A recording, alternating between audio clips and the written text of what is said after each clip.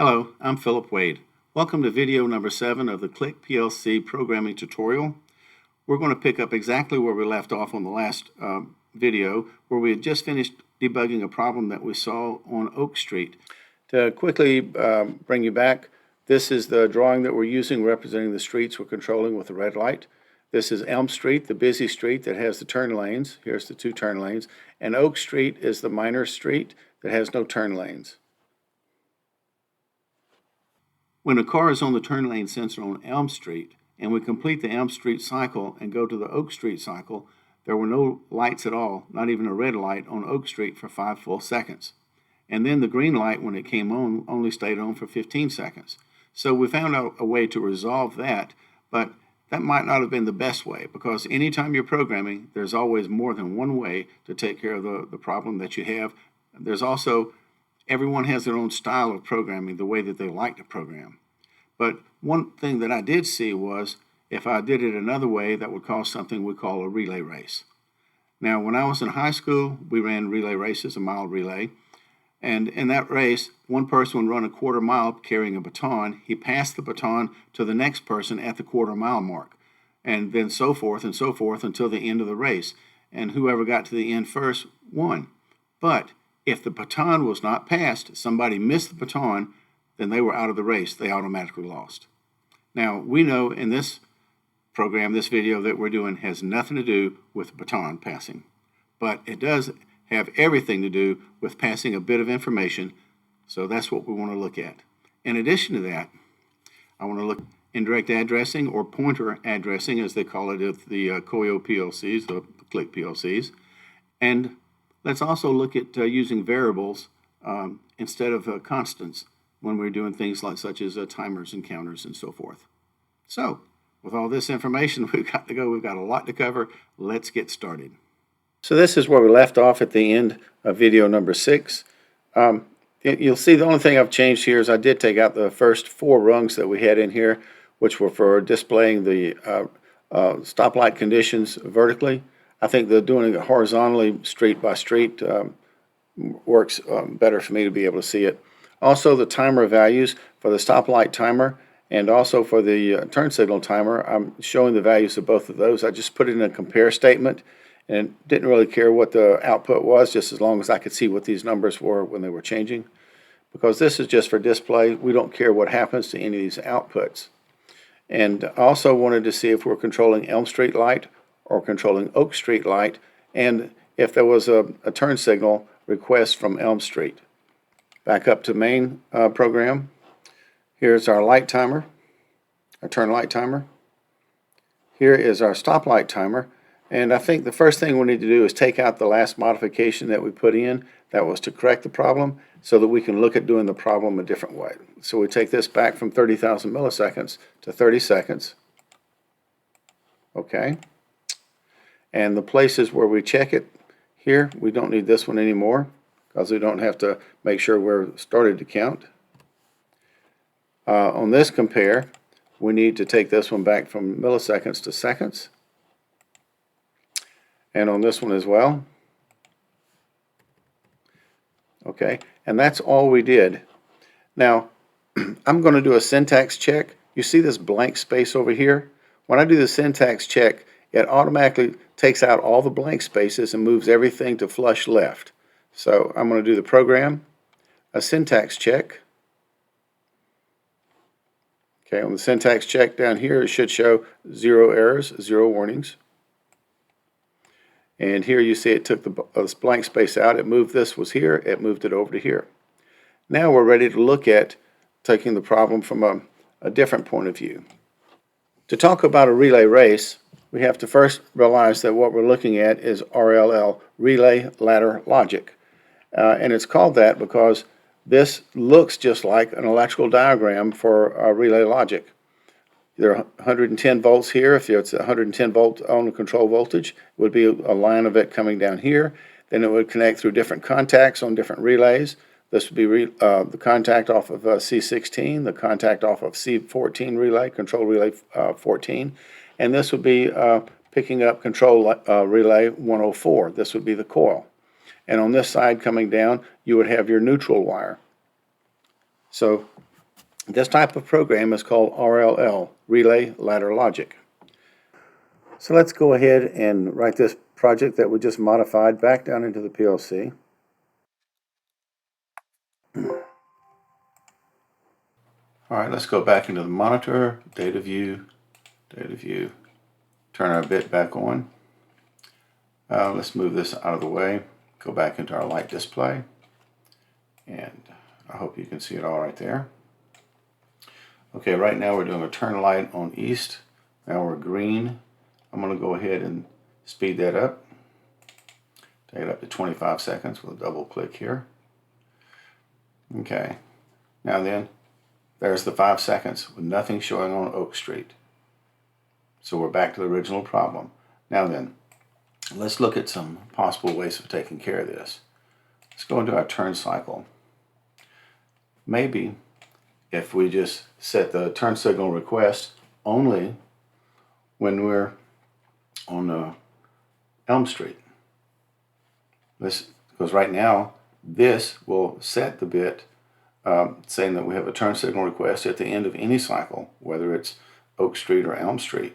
So let's add a contact in right here, a normal open contact, and we will say this is a C14, which means we are controlling Elm Street right now. Put this back into the PLC. I'll speed these up. Okay, go back in the data view, turn the turn signal back on again, because it turns off every time we do the download. Go back to light display. Now let's see what's happening here. Here's our turn signal request.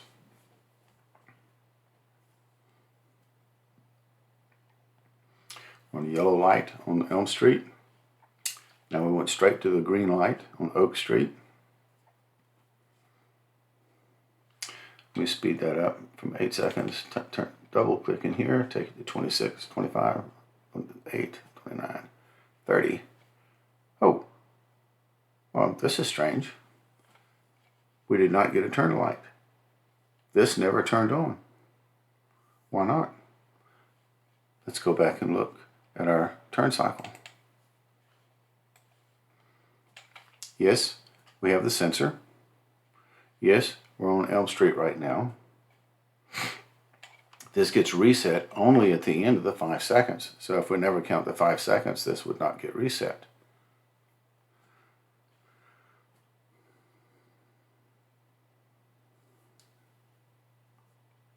Nine seconds, let's speed this up. 25, 7, 28. There, Elm Street, but we did not set it. Huh, that's strange. Maybe we've got a little timing difference there between whether it's already Elm Street by the time this clicks or not. Let's change this to Oak Street and see what happens. C15. Now we have to write this back down into the processor.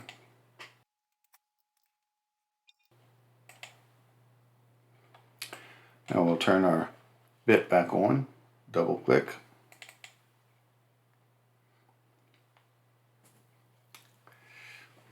All right. Now we were already into Oak Street before we turn that bit on, so I want to speed this up, Elm Street. I'll speed this up. Go into Oak Street real quick.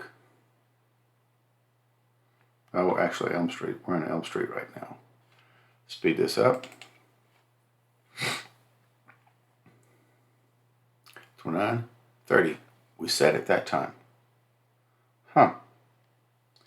But the timing is wrong, isn't it? Let's see what happens on our light display.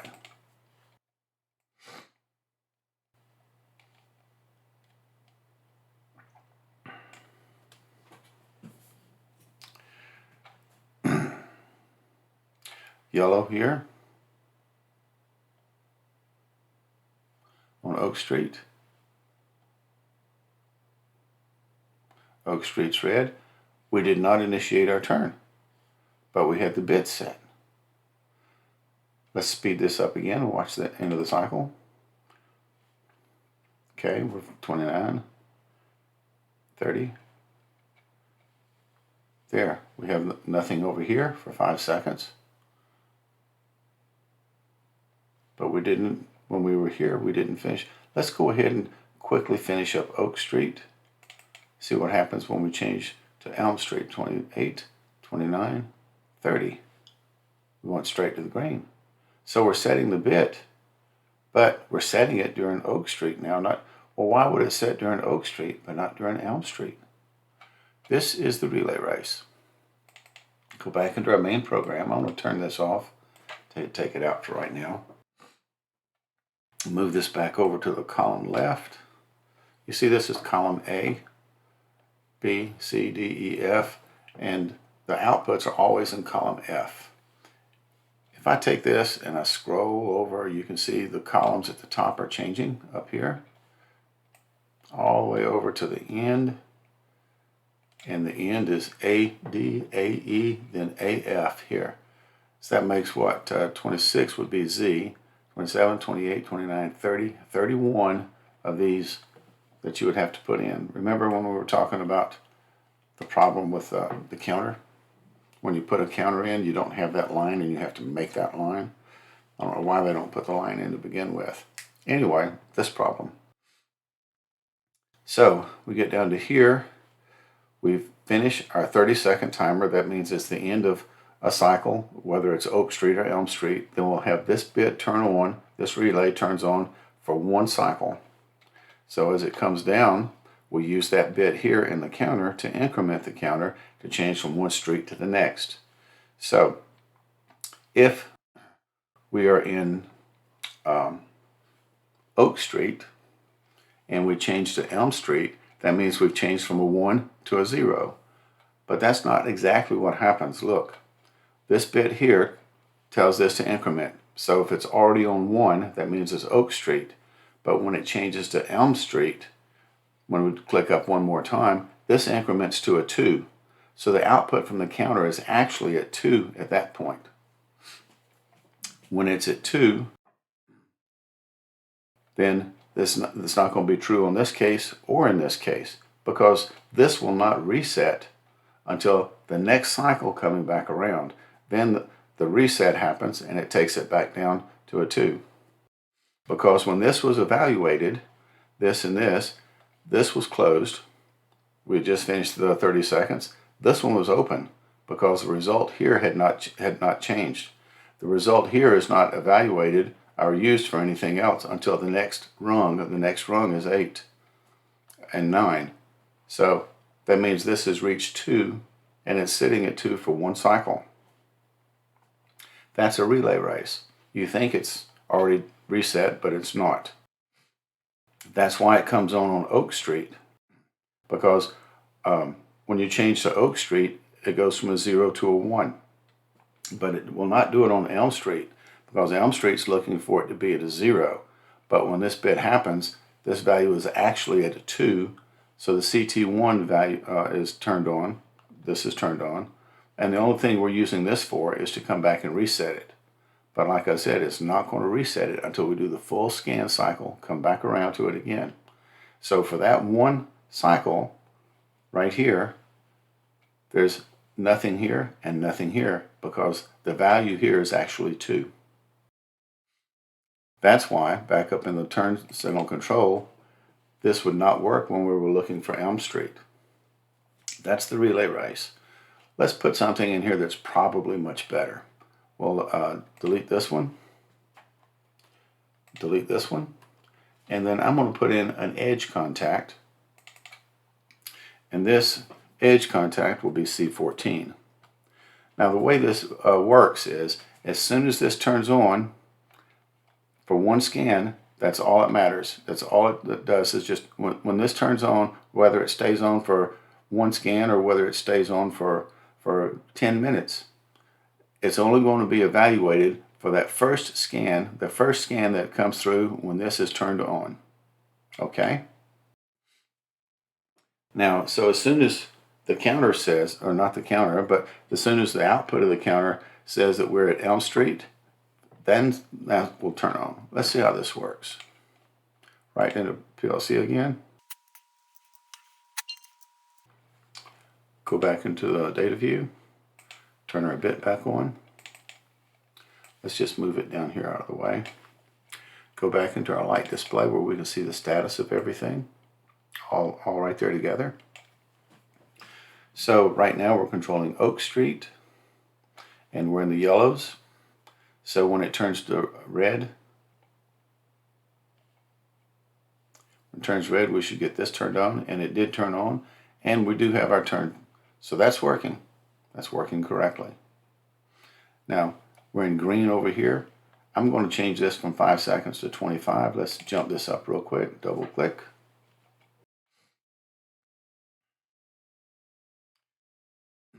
We did not get the turn signal request this time. This went immediately to green. Let's watch this again. Speed it up again. 25, 6, 27, 28, 29, 30. We have the turn light over here. We have red lights over here. Okay, the turn light's finished. Let me increase this again to 25. Now we get the green immediately. Everything is working correctly. So let's go back to this. This is a leading edge, and we could have made this a trailing edge or a leading edge, however you want, because when you set up a bit like this, you can tell it whether it's a leading edge or a trailing edge. Leading edge, rising edge, they call it in this software. Depends on whose software you're using, whether they call it leading edge or rising edge. And they could be calling it a falling edge or a trailing edge. But when it turns on, for that one scan, only, then this rung would be true. If it's on the falling edge, when the arrow would be in the opposite direction. Let's take a look. Make this a falling edge. Make it the same one, C14, just so you can see what it looks like. This tells you that it's a trailing edge when this one turns off. Okay, let's take this back out.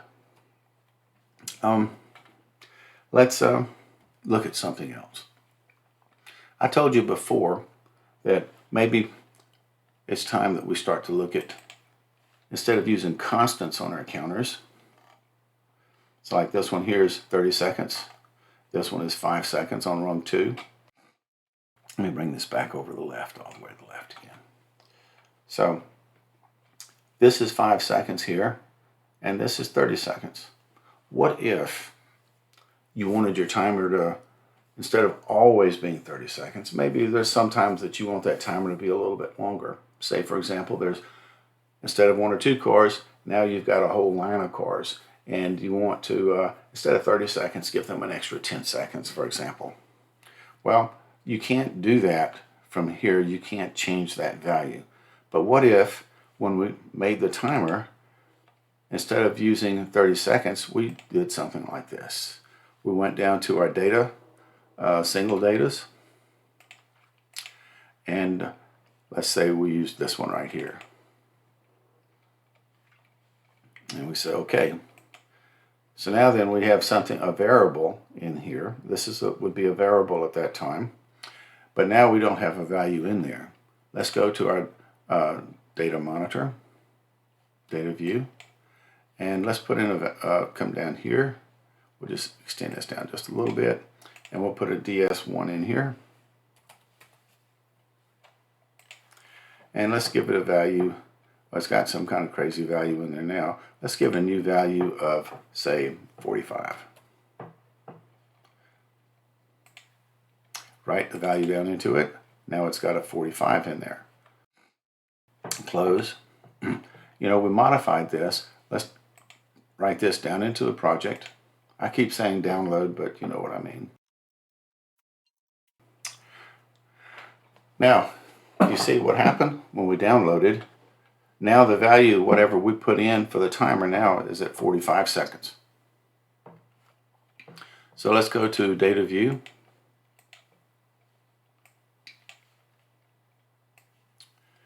And in this data view, we have 45 seconds. Now, if I change this value here to say 40, and I come over here, I double click, that tells it to write. This value here changed to 40. So now I have a way of changing the timer without stopping and restarting the PLC. I can write directly into it. Now, from a data view, it's not really that effective. But let's say, for example, you have a display screen. Maybe there's a central office where all the red lights are being controlled, and they have set up in the program there, hey, if our camera is seeing too many cars there, or if our sensors are turning off and on continually, let's go ahead and change that time from 30 seconds to 40 seconds or something else. Then that could be changed automatically, because then you have a system that can write to this value. When I said write to this value, let's go back and look at this again, address picker. We'll go into DS1 and let's give it a name.